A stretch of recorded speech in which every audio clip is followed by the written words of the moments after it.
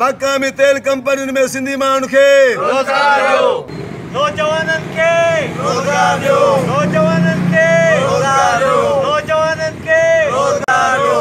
मक़ामी तेल कंपनियुनि में सिंधी माण्हुनि खे रोज़गार ॾियो, मक़ामी तेल कंपनियुनि में सिंधी माण्हुनि खे रोज़गार ॾियो।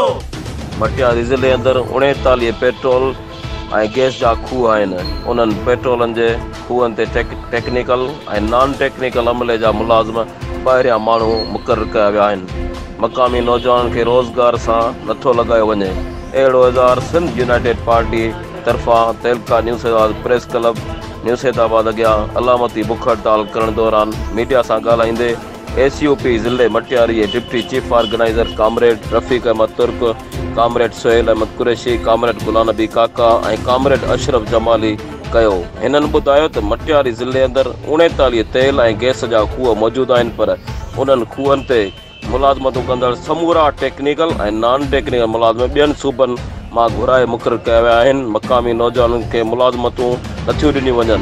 हिननि डिप्टी कमिश्नर मटियारी ते इल्ज़ाम हया त तेल ऐं गैस जे रॉयल्टीअ जे 99 करोड़नि जे रक़म काफ़ी वक़्त खां हिकु अकाउंटनि में रखियो वेठो आहे।